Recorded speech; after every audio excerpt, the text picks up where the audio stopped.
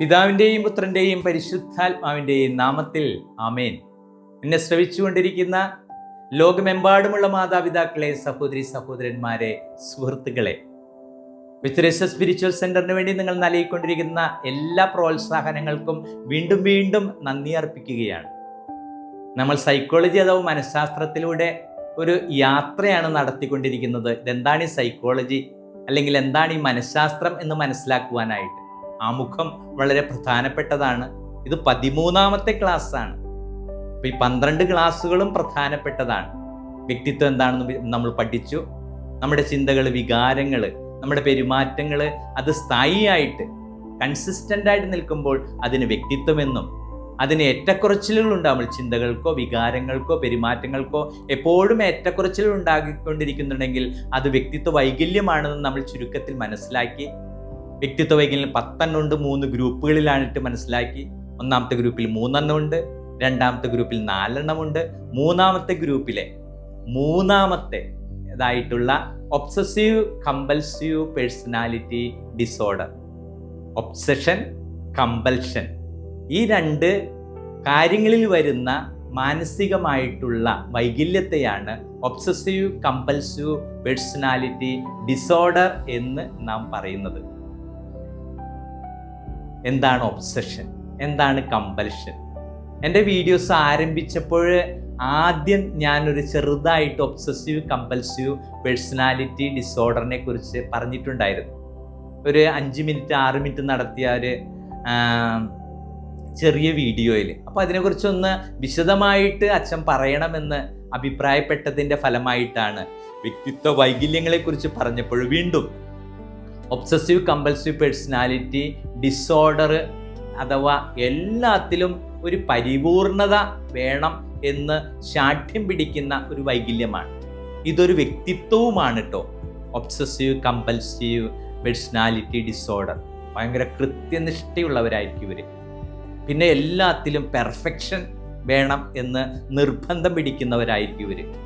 തങ്ങൾ ചെയ്താൽ ഇതെല്ലാം ശരിയാവുകയുള്ളൂ എന്നുള്ള ചിന്താഗതി, ടൈം, ഓർഡർ എല്ലാത്തിനും പ്രധാനപ്പെട്ടവരായിരിക്കും.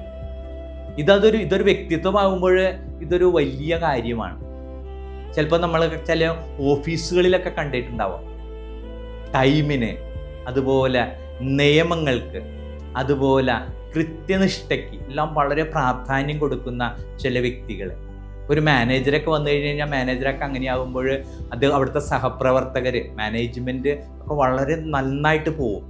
അതുകൊണ്ട് ഒരു മാനേജറൊക്കെ മാറിപ്പോകുമ്പോഴൊക്കെ അയ്യോ അദ്ദേഹം പോയതോടെ ആകെ കാര്യങ്ങൾ കലങ്ങി മറിഞ്ഞെന്നൊക്കെ പറയില്ലേ. ഇത് ഒബ്സസീവ് കമ്പൽസീവ് പേഴ്സണാലിറ്റിയാണ്. ഇത് പേഴ്സണാലിറ്റി ഡിസോർഡർ ആയിട്ട് തീരുമ്പോഴാണ് നമ്മൾക്ക് ഇതൊരു വലിയ വൈകല്യമായിട്ട് നമുക്ക് മനസ്സിലാക്കാനായിട്ട് സാധിക്കുക. ഇതൊരു വ്യക്തിത്വ വൈകല്യമായിട്ട് തീരുമ്പോൾ എന്ത് ചെയ്തു കഴിഞ്ഞാലും അതിലൊരു പൂർണ്ണത ഇവർക്ക് കാണാനായിട്ട് സാധിക്കുകയില്ല. എപ്പോഴും ഒരു സംശയമായിരിക്കും. അപ്പം ഇങ്ങനെയുള്ളവർക്ക് എന്താണ് അമിതമായിട്ടുള്ള ചിന്തയും ഭയവും ഉണ്ടായിരിക്കും. ഓവർ തിങ്കിങ് എപ്പോഴും ഞങ്ങളുടെ സ്ഥലങ്ങളിലൊക്കെ കൗൺസിലിങ്ങിലൊക്കെ വരുന്ന കാര്യമാണ്. എപ്പോഴും ഇങ്ങനെ ചിന്തിച്ചുകൊണ്ടിരിക്കും, ഓവർ തിങ്കിങ് ആയിരിക്കും. പിന്നെ അമിതമായിട്ടുള്ള ഭയം ഉണ്ടാവും. അപ്പോൾ ഈ ഓവർ തിങ്കിങ്ങും അമിതമായിട്ടുള്ള ഭയം, ഓവർ തിങ്കിങ് എന്ന് വെച്ച് കഴിഞ്ഞാൽ എപ്പോഴും മറ്റെന്തെങ്കിലുമൊക്കെ ഇങ്ങനെ ചിന്തിച്ചുകൊണ്ടിരിക്കും. അതിനോടൊപ്പം ഭയവും കൂടി ഉണ്ടാകും.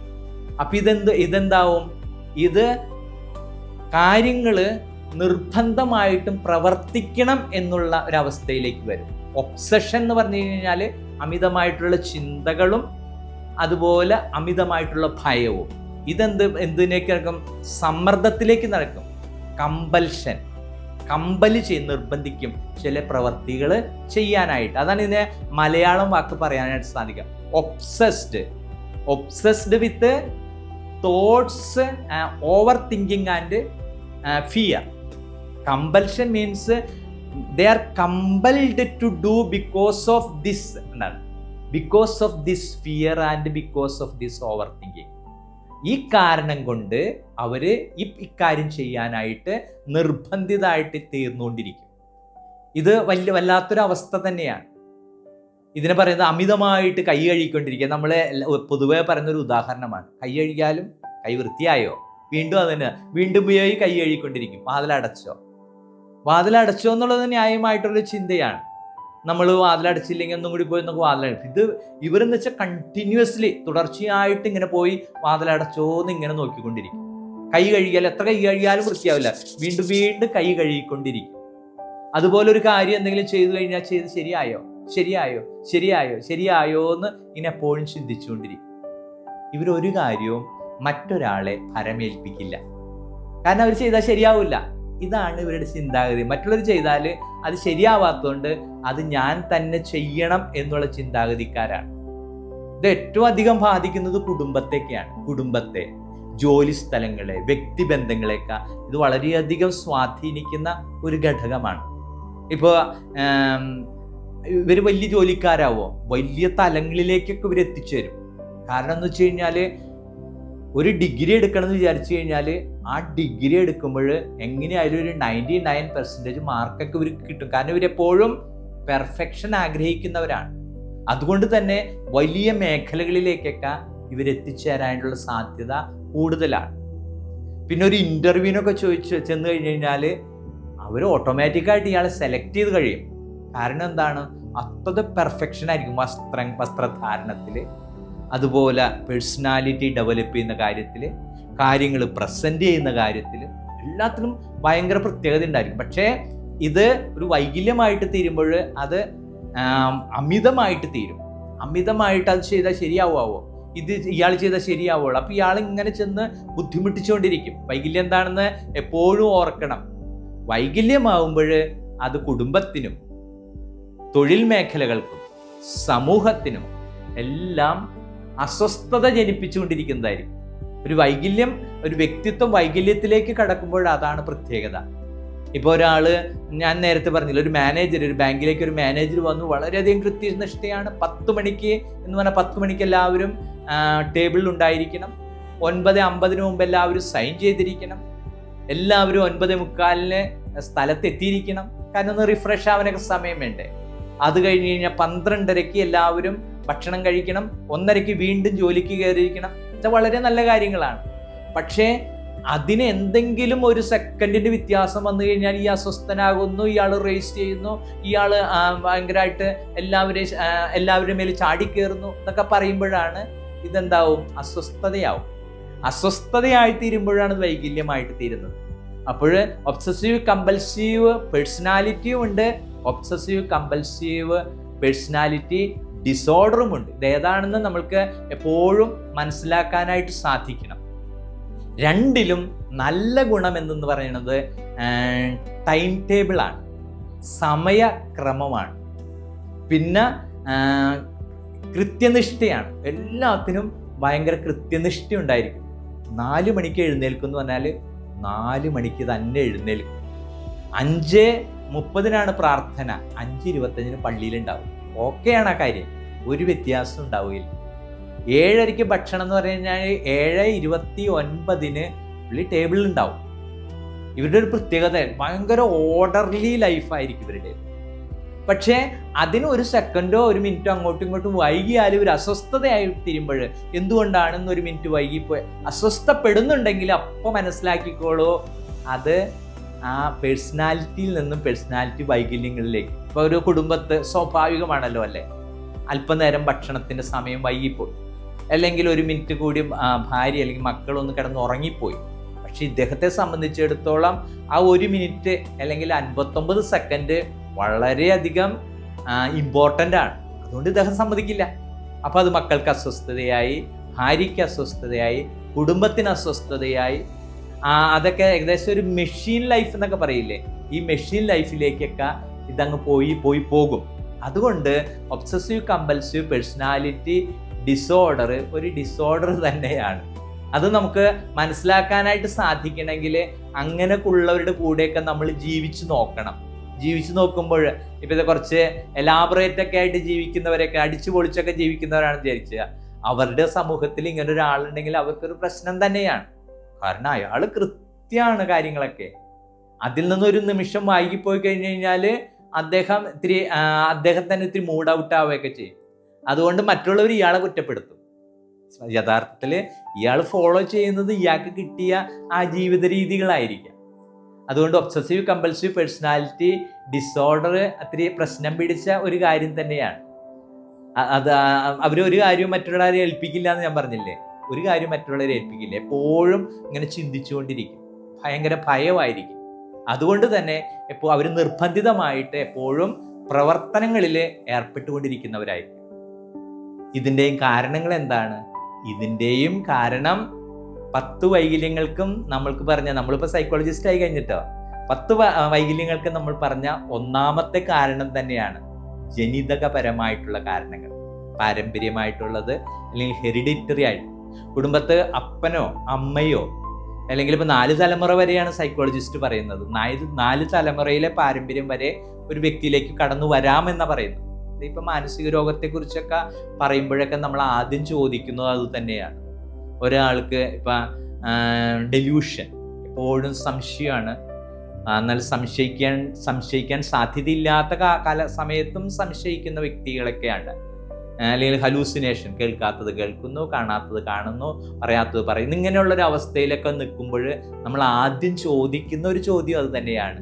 നിങ്ങളുടെ കുടുംബത്തെ ആർക്കെങ്കിലും ഉണ്ടോ? അപ്പൻ്റെ കുടുംബത്തിലോ അമ്മയുടെ കുടുംബത്തിലോ? അതൊരു ചെറിയ രോഗാവസ്ഥ, ക്രോണിക്കായിട്ടുള്ള രോഗാവസ്ഥയ്ക്കില്ലേ, എപ്പോഴും രോഗിയായിട്ടായിരിക്കുന്ന പ്രഷർ, ഷുഗർ, ഇതൊക്കെ എല്ലാത്തിനും ഇപ്പോൾ പാരമ്പര്യമാണ് ആദ്യം ചോദിക്കുന്നത് ഡോക്ടേഴ്സ്. അപ്പൻ്റെ ഭവനത്തിൽ അപ്പനോ അമ്മയ്ക്കോ ഉണ്ടോ? അല്ലെങ്കിൽ അപ്പൻ്റെ ഭവനത്തിലോ അമ്മയുടെ ഭവനത്തിലോ ഉണ്ടോ?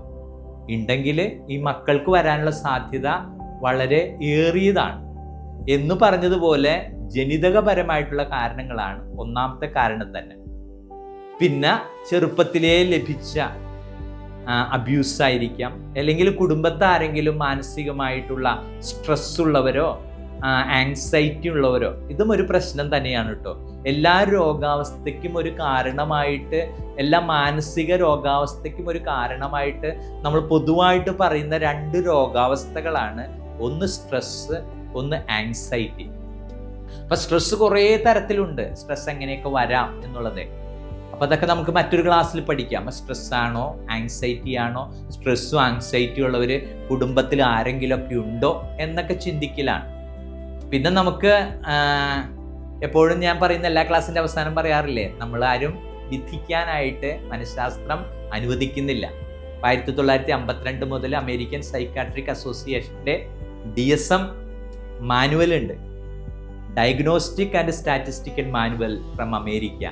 അതുപോലെ ICD ലോകാരോഗ്യ സംഘടനയുടെ ഇൻ്റർനാഷണൽ ക്ലാസിഫിക്കേഷൻ ഓഫ് ഡിസീസ്. 2 മാനദണ്ഡങ്ങൾ ഉപയോഗിച്ചാണ് ഇപ്പോൾ DSM-5ൻ്റെ 5th ടെക്സ്റ്റ് റിവിഷൻ നടന്നുകൊണ്ട് അത്രയും കാലഘട്ടം. അപ്പം ഈ രണ്ടും അത് നമ്മളുടെ ഭാഷയിലേക്കൊക്കെ ട്രാൻസ്ലേറ്റ് ചെയ്ത് ഇതൊക്കെ വെച്ചാണ് നമ്മളൊരു രോഗിയാണോ, ഇനി രോഗം കഠിനമാണോ, ലഘുവാണോ, സീരിയസ് ആണോ, മൈനർ ആണോ എന്നൊക്കെ ചിന്തിക്കുന്നതൊക്കെ ഈ മാനദണ്ഡങ്ങൾ ഉപയോഗിച്ചാണ്.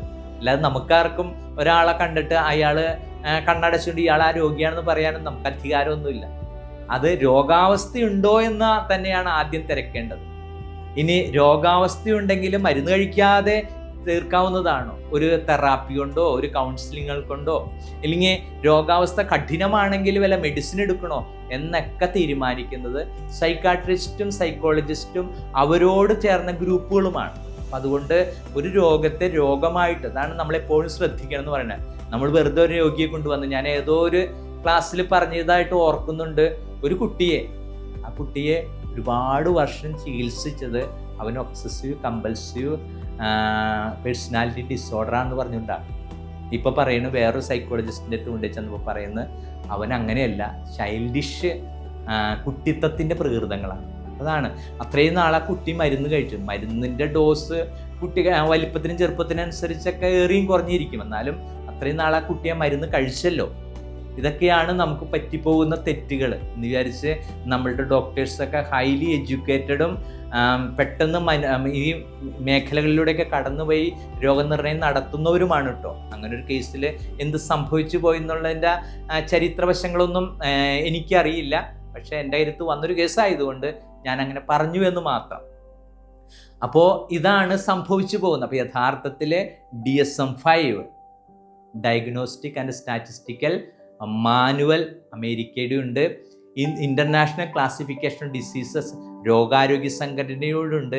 ഈ മാനദണ്ഡങ്ങളൊക്കെ ഉപയോഗിച്ചാണ് യഥാർത്ഥത്തിൽ ഇദ്ദേഹം ഒരു രോഗിയാണോ എന്ന് നമുക്ക് മനസ്സിലാക്കാനായിട്ട് സാധിക്കുകയുള്ളൂ. സൈക്കോട്ടിക് ഡിസോസിസ് ഉണ്ട്, ഡിസീസസ് ഉണ്ട്, അതുപോലെ ന്യൂറോട്ടിക്കൽ ഡിസീസസ് ഉണ്ട്. സൈക്കോട്ടിക് ആണെങ്കിലാണ് സാഹചര്യങ്ങളെ കുറിച്ച് ബോധ്യമില്ലാത്ത അവസ്ഥയിലേക്ക് പോകുന്നത്. ന്യൂറോട്ടിക് ആണെങ്കിൽ ബോധ്യങ്ങൾ ഉണ്ടായിരിക്കും. തങ്ങൾക്ക് ഇങ്ങനെ ഒരു അവസ്ഥയുണ്ട് എന്നുള്ളൊരു ബോധ്യമുണ്ടെങ്കിൽ അത് ന്യൂറോട്ടിക് ആണ്. സൈക്കോട്ടിക് എന്നൊക്കെ പറയുമ്പോൾ ഹലൂസിനേഷൻ, ഡെലൂഷൻ എന്ന് പറഞ്ഞുള്ള ഉള്ള അവസ്ഥയിലേക്കൊക്കെ പോകുമ്പോഴാണ് നമ്മൾക്കത് സൈക്കോട്ടിക് ആണ്. അതായത് അദ്ദേഹത്തിന് സ്ഥല കാലങ്ങളെക്കുറിച്ചുള്ള ബോധ്യങ്ങൾ ഇല്ലാത്തൊരവസ്ഥ വരുമ്പോഴാണ്. ഇത് ഒരുപാട് കാര്യങ്ങളൊക്കെ നമ്മൾ മനസ്സിലാക്കിയിട്ടാണ്.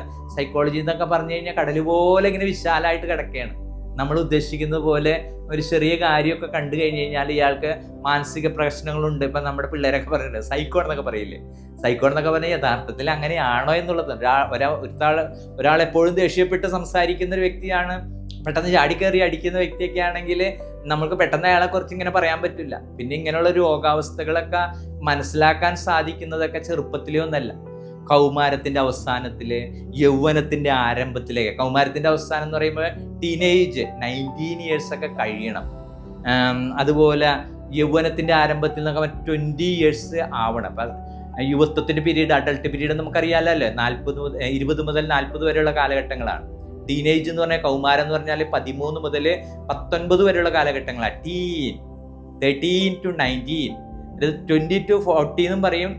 20 മുതൽ 40, 45 എന്ന് പറയുന്ന സൈക്കോളജിസ്റ്റുകളുമുണ്ട്. അപ്പം ഇങ്ങനെ കാര്യങ്ങളൊക്കെ വളരെ വിശാലമായിട്ടുള്ള കാര്യങ്ങളാണ്. നമുക്ക് ചെറിയ അറിവ് കൊണ്ട് നമുക്ക് ആരെയും വിധിക്കാനായിട്ട്, മനസ്സിലാക്കാനായിട്ട് എളുപ്പത്തിൽ സാധിക്കില്ല എന്നുള്ള കാര്യം എപ്പോഴും ഓർമ്മിച്ചിരിക്കണം. അപ്പം നമ്മൾക്ക് വ്യക്തിത്വ വൈകല്യങ്ങളെക്കുറിച്ചുള്ള ക്ലാസ് ഇന്ന് തീരുന്നു. വ്യക്തിത്വ വൈകല്യം എന്താണെന്ന് നമ്മൾ പറഞ്ഞു. വ്യക്തിത്വ വൈകല്യം എന്താണ്? ചിന്തകളിൽ, പെരുമാറ്റങ്ങളിൽ, അതുപോലെ വികാരങ്ങളിലൊക്കെ ഒരു നിയന്ത്രണമില്ലാത്ത ഏറ്റക്കുറച്ചുകൾ എപ്പോഴും സംഭവിച്ചുകൊണ്ടിരിക്കുന്ന ഇതാണ് വ്യക്തിത്വ വൈകല്യങ്ങൾ എന്ന് പറഞ്ഞു. വ്യക്തിത്വ വൈകല്യങ്ങൾ 3 ഗ്രൂപ്പുകളിലുണ്ടെന്ന് പറഞ്ഞു. 3 ഗ്രൂപ്പുകളിലായിട്ട് 10 തരം വ്യക്തിത്വ വൈകല്യങ്ങളുണ്ടെന്ന് പറഞ്ഞു. ഈ വ്യക്തിത്വ വൈകല്യങ്ങളിലെ അവസാനത്തെ വ്യക്തിത്വ വൈകല്യമായിട്ടുള്ള ഒബ്സസീവ് കമ്പൽസീവ് പേഴ്സണാലിറ്റി ഡിസോർഡർ അഥവാ പൂർണ്ണതയെ മാത്രം ചിന്തിക്കുന്ന ഒരു മാനസിക അവസ്ഥ ആണ് ഒബ്സസീവ് കമ്പൽസീവ് പേഴ്സണാലിറ്റി ഡിസോർഡർ എന്ന് പറഞ്ഞു. ഇതെല്ലാം മനസ്സിലാക്കുവാനായിട്ട് ഇത് രോഗാവസ്ഥയാണോ, രോഗാവസ്ഥയാണെങ്കിൽ ലഘുവാണോ കഠിനമാണോ എന്നൊക്കെ മനസ്സിലാക്കുവാനായിട്ട് അമേരിക്കൻ സൈക്കാട്രിക് അസോസിയേഷൻ്റെ DSM-5 എന്നുള്ള ഒരു മാനുവൽ ഉണ്ടെന്ന് പറഞ്ഞു.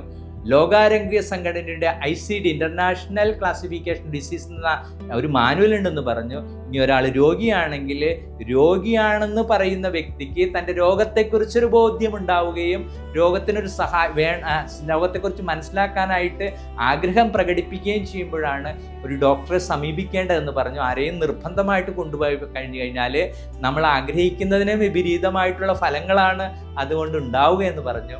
ഇങ്ങനെ നമ്മൾ അനുദിന ജീവിതത്തിലെ നമ്മളുടെ വ്യക്തിത്വ വൈകല്യങ്ങളെക്കുറിച്ചുള്ള ബോധ്യങ്ങളിലേക്ക് നമ്മൾക്ക് ആഴത്തിൽ നമ്മെക്കുറിച്ച് മനസ്സിലാക്കാം, മറ്റുള്ളവരെ സഹായിക്കുന്നവരാകാനായിട്ട്. സർവേശ്വരൻ നിങ്ങളെ അനുഗ്രഹിക്കട്ടെ എന്ന് പ്രാർത്ഥിക്കുന്നു. ലൈക്ക് ചെയ്യണം, ഷെയർ ചെയ്യണം, സബ്സ്ക്രൈബ് ചെയ്യണം. കൊച്ചുരേസ സ്പിരിച്വൽ സെൻ്ററിനെ നമുക്ക് ലോകം മുഴുവനും എത്തിക്കാനായിട്ട് നിങ്ങൾ തന്നുകൊണ്ടിരിക്കുന്ന എല്ലാ പ്രോത്സാഹനങ്ങൾക്കും പ്രത്യേകമായിട്ട് നന്ദി പറയുന്നു. സർവശക്തനായ ദൈവം, പിതാവും പുത്രനും പരിശുദ്ധാത്മാവും നിങ്ങളെ സമൃദ്ധമായി അനുഗ്രഹിക്കട്ടെ.